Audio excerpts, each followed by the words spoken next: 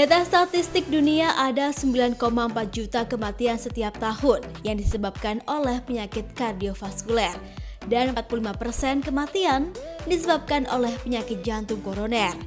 Dan World Health Organization memperkirakan angka tersebut akan meningkat hingga 23,3 juta pada tahun 2030.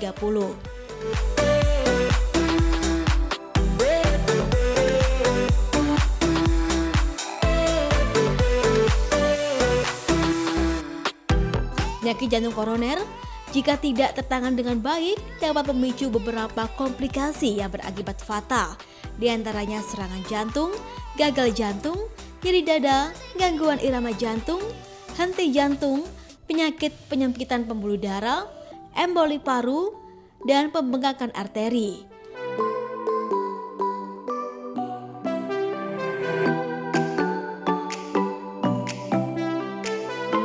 Penyakit jantung koroner merupakan kondisi pembuluh darah jantung tersumbat oleh timbunan lemak. Jika lemak semakin menumpuk akan mempersempit arteri dan akibatnya aliran darah ke jantung menjadi berkurang.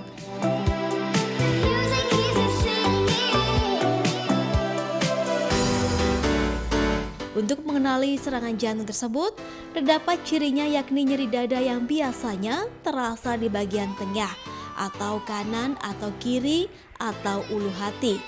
Dapat terjadi lebih dari 15 menit atau lebih. Rasanya seperti tertindih benda berat atau dada seperti terikat. Disertai penjalaran ke lengan kiri atau kadang-kadang kanan, leher, rahang, disertai keringat dingin, mual, kadang-kadang muntah, juga terjadi komplikasi sesak, lemah, pingsan, dan kejang.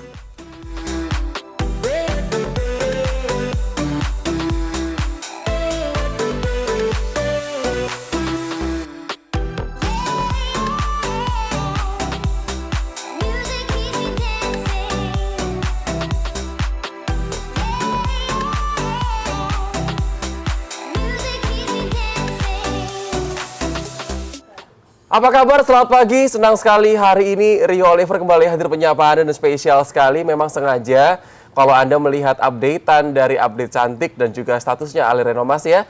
Ini beliau tidak pernah upload story, tapi uploadnya di close friend. Dan itu adalah merupakan story-story ucapan selamat ulang tahun. Gitu nggak sih? Ulang tahun atau pernikahan?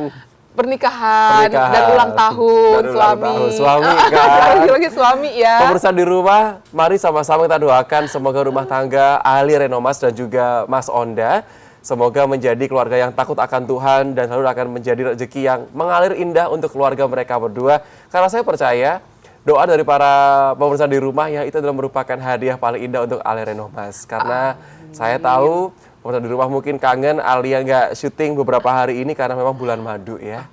Amin. Aduh, dengerin ucapan Rio itu berasa kayak dengerin MC Wedding loh. Ya emang kan MC Wedding, beneran, Bu. Ini kata-katanya tertata, intonasinya juga sangat tertata. Aku berasa kayak ini ya, kayak flashback. Oh, ini kayak dengerin Rio ini pas waktu itu MC Wedding begini banget nih omongannya Nah, nih. tapi yang paling penting juga untuk pagi hari ini berbicara seputar hari bahagia. Selain ada yang bahagia, Alia, mungkin Anda juga lagi bahagia gitu karena kan ini mau menjelang weekend ya. Tapi ingat kalau mau menjelang weekend itu biasanya kita liburan, terus kita makannya nggak dijaga, terus juga kita lupa akan olahraga. Nah, topik kita untuk pagi hari ini kita akan bahas tentang payah jantung karena kita nggak boleh meremehkan keluhan sesak nafas, capek, dan lain sebagainya. Mungkin banyak mitos yang beredar kalau payah jantung atau mungkin penyakit jantung itu mitosnya A, B, dan juga C. Nah, pagi hari ini kita berusaha untuk menjawab kepada Anda semuanya bersama dengan dokter sudah hadir. Beliau sudah hadir pagi hari ini yang akan ngasih tahu kepada kita semuanya tentang penyakit jantung atau juga payah jantung ya Alia ya. Iya, langsung kita sapa aja ya.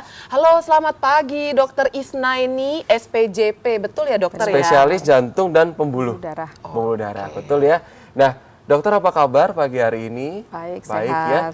Sehat ya. Panggilannya dokter Nani ya? Iya, dokter Nani. Baik, dokter Nani, penyakit jantung itu kan ada banyak nih. Terus kemudian juga banyak orang itu yang mungkin beliau nggak tahu kalau punya penyakit jantung. Biasanya seperti ini. Ada orang tuh yang ketika lari pagi, habis jogging, tahu-tahu beliau tuh duduk, terus sesak nafas, tiba-tiba meninggal dunia. Ada juga tuh yang orang biasanya setelah olahraga, habis main tenis, badannya bugar, tahu-tahu duduk sebentar, capek, kena serangan jantung. Ada juga yang kita tahu istrinya Kang Sule ya, almarhumah, itu ada juga yang bilang karena mah kronis, akhirnya naik ke daerah jantung. Tapi ada juga yang bilang bukan kena jantung. Nah, mungkin Dokter Nani boleh kasih tahu dulu, payah jantung itu sebenarnya apa, Dokter Nani? Ya,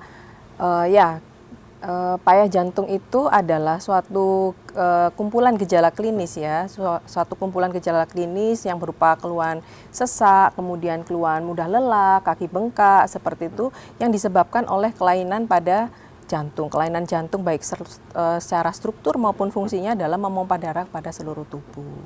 Seperti itu. Oke, itu tadi gejala payah jantung itu apa tadi dokter, mungkin bisa diulangi lagi. Jadi mungkin pemirsa di rumah juga akhirnya bisa lebih aware. Oh ini mungkin aku mulai terkena gejala payah jantung. Iya. Jadi gejala payah jantung itu yang sering dirasakan adalah gejala sesak. Jadi mungkin awalnya bisa diketahui sesak pada saat aktivitas yang ringan, kemudian menaik. Kalau misalnya sudah semakin parah, bisa sesak dijumpai pada aktivitas yang jadi awalnya bisa dijumpai pada sesak aktivitas yang ringan-ringan dulu ya, kemudian aktivitas yang berat, kemudian lama-lama kalau misalnya aktivitas yang ringan itu juga timbul keluhan sesak. Kemudian lama-lama kalau misalnya semakin parah, bahkan saat istirahat pun bisa timbul keluhan sesak. Selain keluhan sesak, keluhan lain yang bisa dirasakan pada payah jantung yaitu keluhan mudah lelah gitu. Jadi kalau misalnya aktivitas itu kok gampang capek, kemudian disertai dengan keluhan lain seperti kaki bengkak, kemudian pembengkakan pada liver gitu. Itu pengaruhnya dari mana ya dokter ya, ketika mengalami payah jantung terus akhirnya kaki bengkak gitu kan. Mungkin kita juga mikirnya itu apa hubungannya ya, biasanya kalau kaki bengkak kan mikirnya itu beri-beri ya, penyakit seperti itu ya. Atau mungkin kaki gajah. Kaki gajah gitu kali ya. Iya, jadi fungsi jantung itu ada fungsi memompa dan juga fungsi untuk relaksasi ya. Dalam bahasa medisnya mungkin sistolik dan diastolik. Jadi gangguan pada fungsi-fungsi jantung tersebut dapat menyebabkan penumpukan tekanan dan penumpukan cairan. Nah, ketika penumpukan tekanan dan penumpukan cairan itu terjadi gangguan kepada organ-organ di sekitar jantung, termasuk liver, kemudian termasuk terjadi penumpukan darah pada aliran darah balik, sehingga terjadi penumpukan cairan di kaki seperti itu. Makanya kadang-kadang nih kalau mungkin Anda punya saudara atau kerabat yang sudah terkena penyakit jantung ya, entah itu karena usia atau karena faktor yang lainnya, itu biasanya dibatasi untuk minumnya ya dok ya? Iya, kalau benar. sudah parah tapi kan ya? Iya benar, kalau sudah parah memang kita tidak bisa samakan antara orang yang sehat, yang kita bisa konsumsi cairan sebanyak 2 liter lebih seperti itu dengan orang yang sudah jantungnya sudah mengalami payah jantung gitu. Sehingga kalau misalnya kondisi jantungnya dengan pompa yang sangat berkurang, kita paksakan dengan cairan yang banyak, itu dapat menyebabkan overload cairan, sehingga penumpukan cairan itu dapat menumpuk pada organ, salah satunya paru-paru yang berada organnya dekat sekali dengan jantung ya, sebelum jantung, sehingga penumpukan cairan itu menyebabkan ya gangguan terhadap pertukaran udara, sehingga keluhan sesak muncul dari situ. Itu dia. Nah, jadi buat Anda mungkin yang pagi hari ini ya sudah dengar sedikit tentang informasi tersebut, biasanya memang itu kalau untuk sakit jantung, dokter mengatakan keluhannya itu kadang diawali dengan saat ketika kita olahraga atau yang ringan-ringan dulu itu sudah sesak gitu. Yeah. Bisa juga ketika kita olahraga yang berat juga sudah sesak, tergantung dari daya tahan tubuh kita masing-masing ya dok ya. Yeah. Tapi kenapa kadang-kadang itu mungkin orang merasa aku dulu nggak punya keluhan apa-apa, kok tiba-tiba langsung parah kayak gini? Apakah memang tidak ada nih dok, kebanyakan itu memang nggak ada gejalanya, atau ketika sudah ada gejala sesak itu sebenarnya udah parah? Ya, jadi benar sekali ya. Jadi memang kita tidak bisa meremehkan keluhan sesak. Jadi kalau misalnya kita memiliki riwayat sesak, apalagi misalnya sudah sering kita harus mengetahui penyebab sesaknya itu apa. Gitu. Kita perlu memeriksakan diri ke dokter ya. untuk mencari penyebab sesaknya itu apa. Kalau memang penyebab sesaknya itu ternyata banyak penyebab sesak, salah satunya misalnya asma, kemudian penyakit paru-paru yang lainnya seperti pneumonia, dan juga ada memang penyakit sesak yang disebabkan oleh jantung. Jadi dengan memeriksakan kondisi sesak kita dokter akan melakukan pemeriksaan-pemeriksaan. Jadi seperti pemeriksaan foto ronsen, kemudian pemeriksaan darah untuk pengecekannya gitu. Dan mungkin juga akan melakukan tes nafas seperti spirometri dan lain. Sehingga kita akan bisa mengetahui penyebab sesaknya itu. Kalau memang penyebab sesaknya itu dari jantung, dari foto ronsen kita bisa lihatkan gambaran jantungnya yang terjadi pembengkakan, seperti perlu evaluasi lanjutan seperti pemeriksaan seperti USG jantung, sehingga kita bisa mengetahui kondisi kesehatan kita seperti itu. Jadi Oke, tapi dokter ini mungkin ya pemirsa di rumah juga bertanya-tanya ini payah jantung. Ini kan sebenarnya satu hal yang baru juga. Apakah ini sama dengan serangan jantung, Nah, dokter? istilah ini cuma beda istilah atau gimana? Soalnya kan kalau kita artikan secara harfiah, payah jantung itu adalah keadaan di mana jantung itu mudah capek. Jadi ketika dia mompa itu yang biasanya dia bisa dak dikduk, itu cuma tinggal dak, terus kemudian duk gitu kan ya. Jadi nggak dak dikduk nih. Jadi kita mau ngapa-ngapain tuh ngoyo gitu. Kayak gitukah atau sebenarnya ini istilah lain dari penyakit yang lain? ya, jadi sebenarnya ini istilah yang awam ya supaya mudah diterima ya. Payah jantung sendiri istilah medisnya ya gagal jantung ya, gagal jantung itu payah jantung, suatu kondisi di mana ada kelainan struktur maupun fungsi dari jantung. Efek jangka panjang yang bisa ditimbulkan dari kelainan jantung ini bisa terjadi kerusakan pada organ-organ lain, misalnya terjadi kerusakan pada ginjal, kerusakan pada liver, kemudian dalam kerusakan pada struktur jantung itu sendiri bisa menyebabkan serangan jantung mendadak yang seperti dikatakan Mas itu dak dikduk, cuma tinggal dak. Nah itu seperti itu. Jadi kondisi jantung yang memang dia sudah ada kerusakan, misalnya penyakit jantung koroner yang tadi sudah disebutkan itu bisa menyebabkan pompa dari jantung itu akan berkurang, sehingga yang harusnya jantung itu bisa memompa darah ke seluruh tubuh dengan efektif, sehingga dengan berkurangnya pompa itu otomatis dia juga bisa menyebabkan ruang jantungnya itu juga melebar, dilatasi seperti itu ya, dan juga ada gangguan irama-irama, dan itu juga bisa menyebabkan kelainan serangan jantung mendadak. Nah, itu dia. Jadi buat Anda nih, mungkin apalagi yang sekarang sudah usianya usia senior kayak Ale Renomas ya. Nggak bercanda gitu kan ya. Kadang-kadang tuh ketika kita tuh usia cukup muda kayak saya dengan olahraga yang cukup intens tuh kadang-kadang perlu juga loh cek gitu.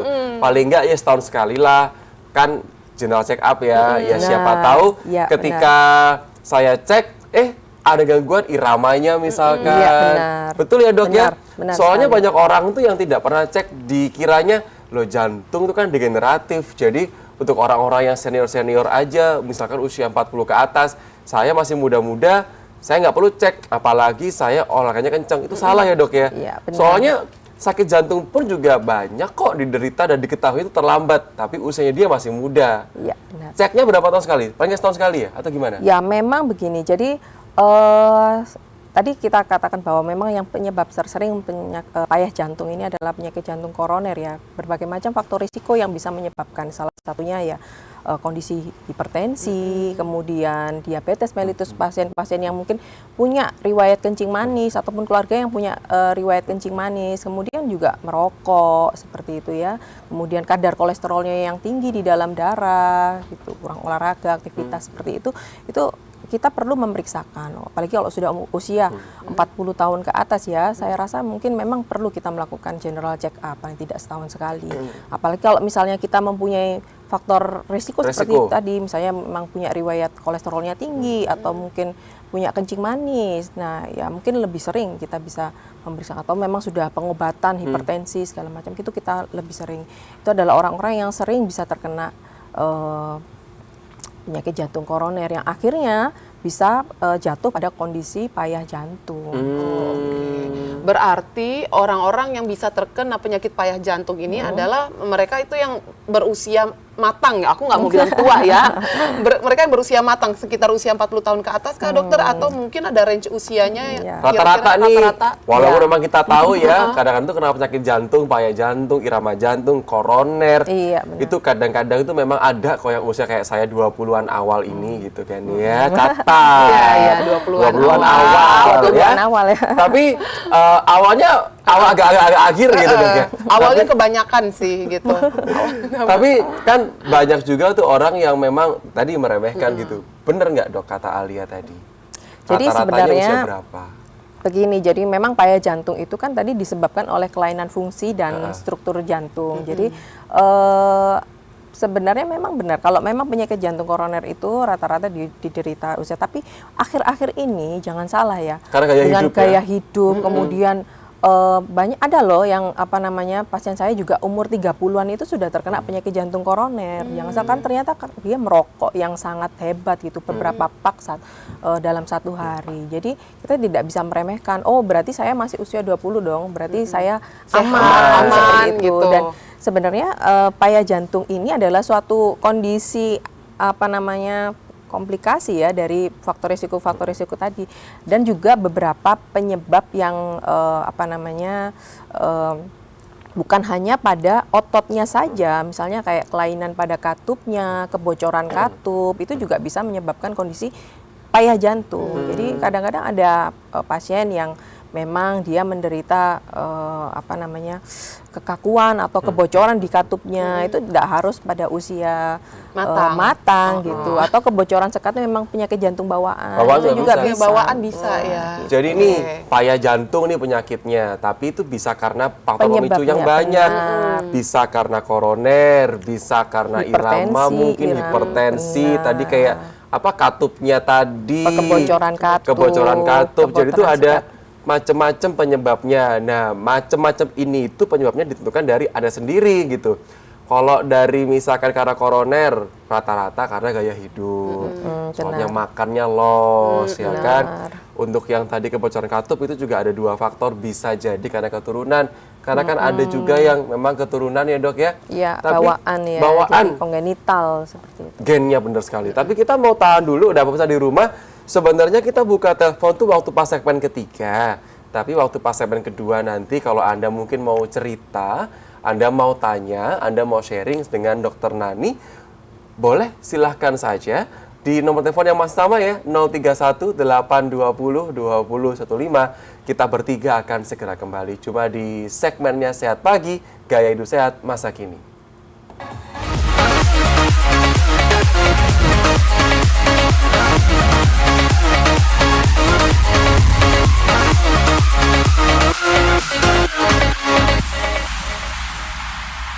Nggak kerasa ini rame banget ya studio, kayak anak playgroup ya.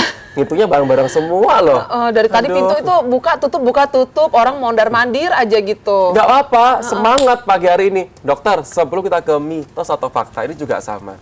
Orang tuh biasanya takut, dok. Takutnya gini, sakit jantung, hipertensi, diabetes itu adalah merupakan minum obat seumur hidup. Orang itu takut kalau punya jantung, diabetes, hipertensi, takutnya apa? Komplikasi. Tapi ketika orang minum obat secara umur hidup juga takut komplikasi gara-gara obat tadi. Jelaskan dong dok, gimana ini? Nah itu yang perlu kita luruskan ya. Jadi banyak sekali memang pasien-pasien itu yang dia nggak mau minum obat hipertensi secara rutin karena takut kalau misalnya dia minum obat secara rutin nanti saya takut kalau sakit ginjal seperti itu. Akhirnya tidak diminum. Kalau misalnya tensinya sudah normal, tidak diminum. Akhirnya tensinya naik lagi. Jadi naik turun. Nah justru itu yang bisa menyebabkan komplikasi dan kerusakan malah pada ginjalnya. Jadi obat-obat yang diminum secara rutin itu tujuannya justru untuk menyelamatkan ginjalnya. Diabetes itu memang dia kalau misalnya tidak ditangani dengan baik, gula darahnya tidak terkontrol, dia merusak pembuluh darah. Salah satunya juga pembuluh darah di ginjal itu akan mengalami kerusakan. Sehingga dia harus memang minum obat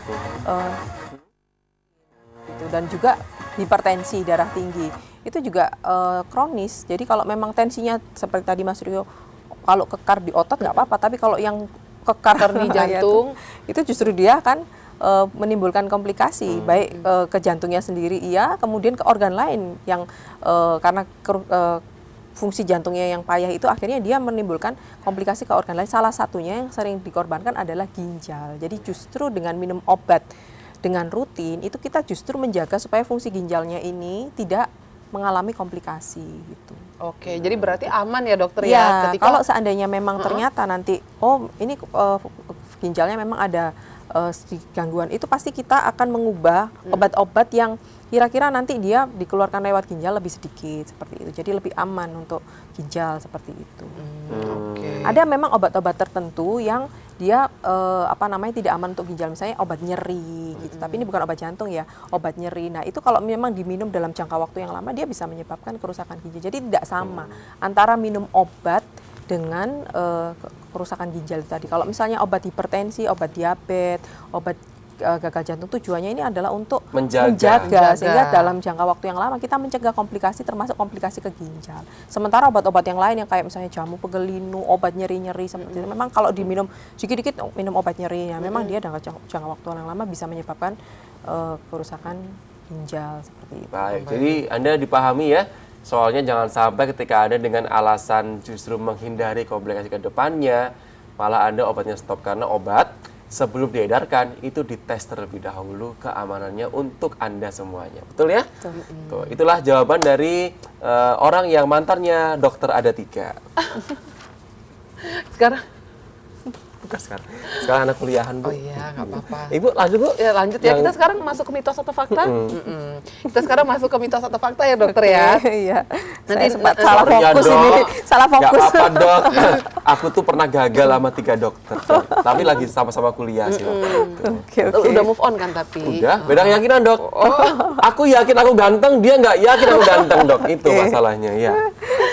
Oke, dokter di pertanyaan nomor 1 ya, mitos atau fakta dokter, gagal jantung sama dengan serangan jantung? Ya, saya bilang fakta ya. Jadi gagal jantung itu kan kondisi payah jantung ya. Kalau misalnya kondisi payah jantungnya terjadi akut mendadak, kita bisa samakan dengan serangan jantung. Sebenarnya serangan jantung ini orang awam mungkin untuk yang serangan jantung ya. Jadi misalnya kayak penyakit jantung koroner, serangan yang awal ini bisa dibilang serangan jantung. Gagal jantung yang misalnya sesaknya mendadak, memberat.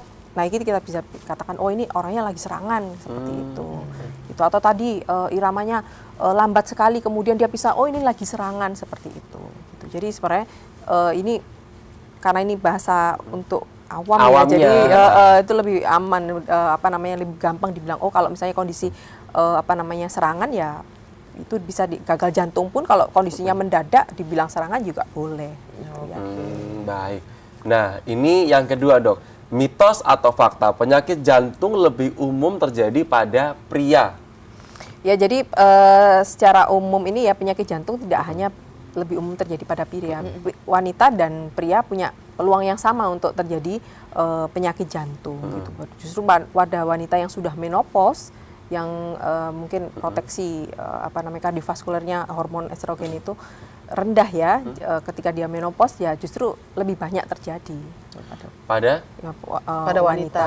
Gitu. Pada wanita. Jadi sebelum menopause ya justru mungkin lebih banyak terjadi pada pria, tapi kalau setelah menopause justru wanita lebih rentan untuk terkena penyakit kardiovaskular. Baik. Tapi sebenarnya risikonya ya sama Sama saja. Gitu. aja. Kalau laki-laki tapi dia punya faktor risiko yang hipertensi, diabetes, merokok, nah ya itu juga dia punya peluang yang sama. Gitu. Jadi peluangnya sama ya, gitu. Memang kalau pada wanita yang sudah menopause, memang chance-nya lebih gede, gitu.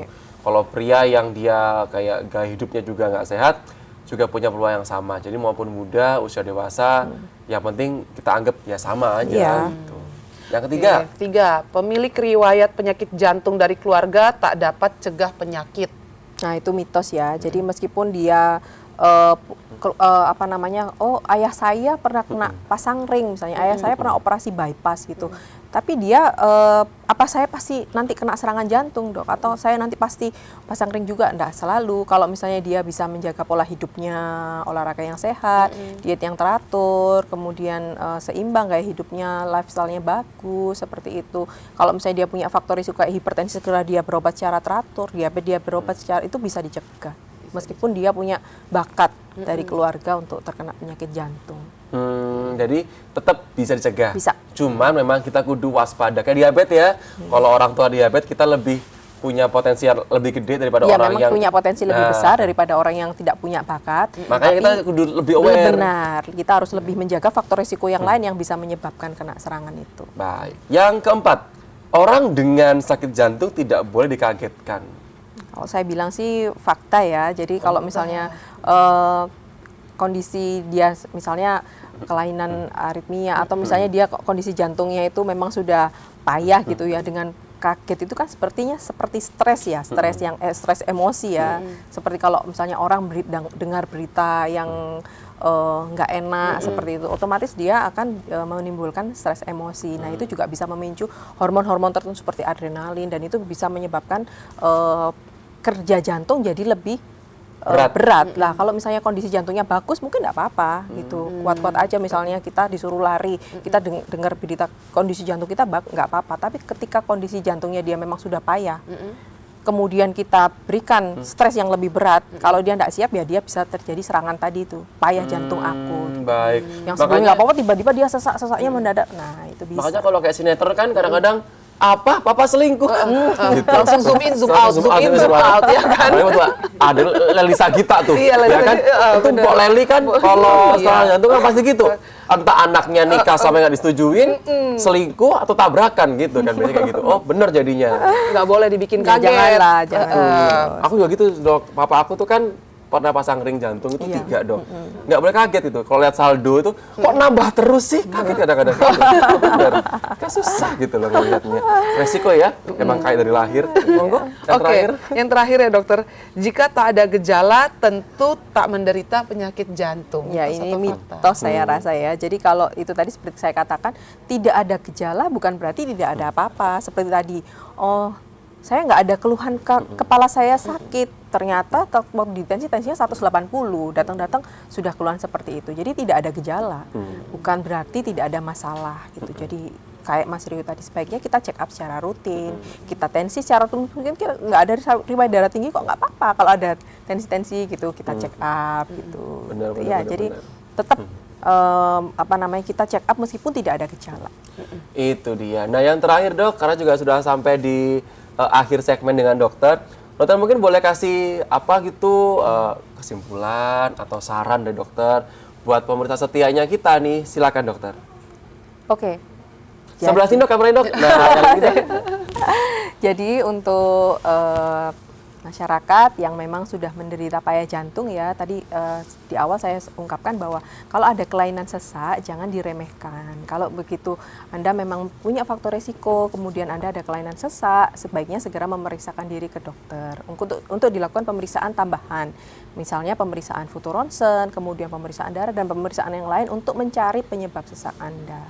Dan jika memang penyebab sesaknya itu disebabkan oleh penyakit jantung, maka yang perlu diperhatikan adalah kepatuhan minum obat. Memang kalau seandainya Anda hipertensi, ada payah jantung, ada mungkin yang penyakit jantung koroner, nah itu sebaiknya harus ya patuh minum obat gitu, jangan berhenti gitu. Jadi itu yang penting. Kedua, kalau memang fungsi pompa jantungnya sudah lemah, memang ada batasan cairan yang harus dipatuhi. Dokter Anda pasti akan memberikan edukasi berapa sih cairan yang harus diminum, kemudian berapa banyak yang makanan-makanan dan minuman apa yang boleh dan tidak boleh. Pada pasien-pasien jantung memang kita membatasi cairan kalau memang dia disertai dengan fungsi pompa jantung yang turun. Yang ketiga adalah sebaiknya mengenali apa yang bisa menjadi pencetus. Kira-kira misalnya aktivitas apa yang kira-kira mencetus keluhan-keluhan yang sebelumnya sudah ada, kemudian memberat dengan aktivitas tertentu, itu yang harus ditengeri kalau orang Jawa bilang ditandai. Anda ditandai. itu harus menandai kira-kira pas kapan nih, pas kapan gitu kan. Iya, benar seperti itu. Jadi mungkin itu cukup dari saya ya. Yang penting Baik. patuh minum obat, kemudian cairannya itu sesuai dengan anjuran dari dokter Anda, kemudian juga makanan minuman apa yang harus itu perlu Anda tanyakan ketika Anda kontrol. Itulah pentingnya. Kalau kontrol itu tatap muka, jadi bukan dititipkan gitu, perlunya tatap muka sehingga Anda bisa mengutarakan sendiri keluhannya apa gitu dan bisa berkomunikasi. Sama satu lagi ya, Anda kudu tetap berolahraga untuk meningkatkan kapasitas Kapasitas fungsional fungsional jantung jantung Anda ya.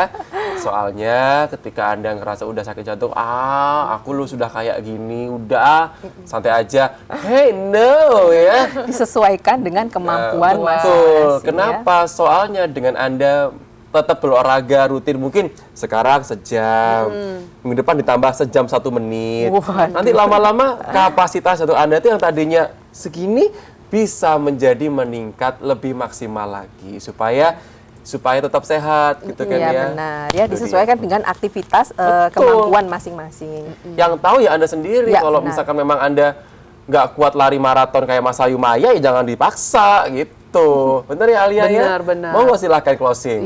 Iya gitu. Makasih banyak ya dokter Sama-sama. gitu. Semoga tadi infonya juga bisa membantu banyak pemirsa di rumah yang punya keluhan tentang jantung seperti itu. Dan terima kasih banyak buat yang sudah nonton. Habis gini kita akan masuk ke sesi utama kita di Update Cantik ya. Untuk kali ini ada Mas Bintang Timur di Ponorogo ya. Jadi buat Anda yang pengen telepon nanti jam 7, boleh juga silakan. Nomornya masih sama dan kita berdua akan kembali. Dokter makasih banyak. Dokter mau praktek soalnya habis gini ya. Kita akan coba jeda terlebih dahulu.